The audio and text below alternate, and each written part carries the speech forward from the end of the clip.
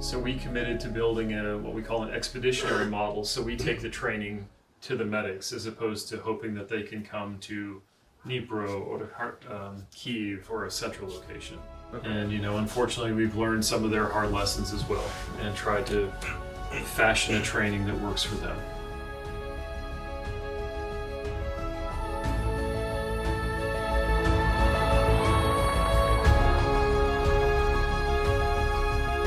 It was still shock from this happening. Such a big force, almost 200,000 people just rushing into your country with arms and just trying to take your government and take all the cities and especially the capital. And starting contacting people and saying, hey, I have different skills, how can I help?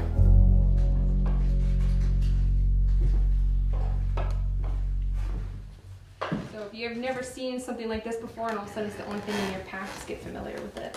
І якщо ви їх не бачили, але може так статися, що вони у вас опиняться.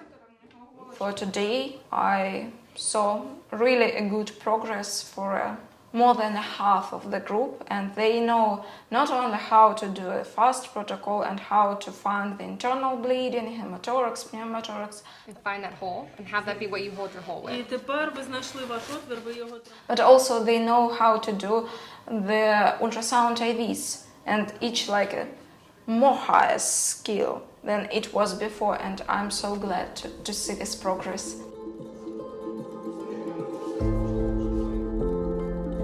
I'd say Forza is a family. We were all people that met during different times during the war, working within different organizations, but having like the same vibe and the same vision on how the trainings should go. When they come in, we're going to go straight into a scenario. Just be like, hey, great, most of you guys are here. There are 2 casualties downstairs that are ready for Kazavat.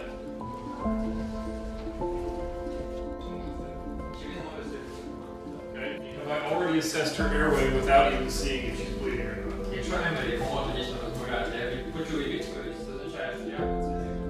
not? We are just teaching the people here, the military people, with really life-saving tips and life-saving skills. Not about seeing. Ooh, there's the tip. You want to make sure that we get as much of this out as possible before we put the occlusive dressing on. So you might have to use the patient's shirt or someone else's shirt that just got left around. Thank you. Well, what's going on? Yeah, we're just pulling everybody inside a little bit because there's kind of a general threat. There are ballistic missiles in the air over Ukrainian airspace right now. So slightly higher risk than the general Shahed threat, which is pretty prevalent. It's a glide bomb.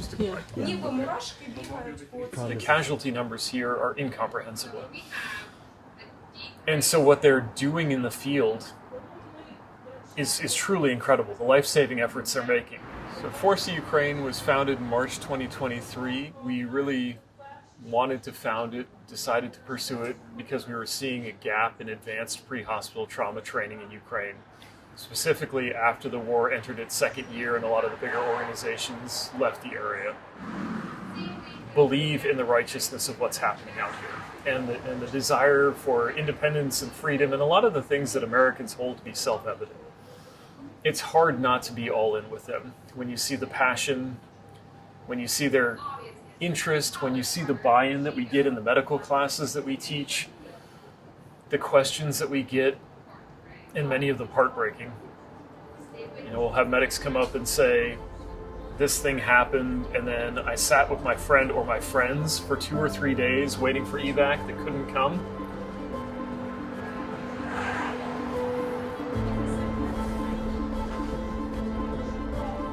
And my friend died. What could I have done differently?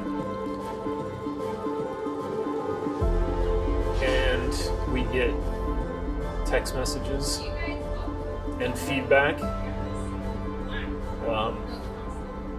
weeks or months, or on this trip we saw a medic that we trained a year ago. And when that feedback is, I used the thing that you taught me and I saved somebody, And there's a direct line from people who give us money to the end user who's using that skill and knowledge to save lives on the ground. There's nowhere else I'd rather be.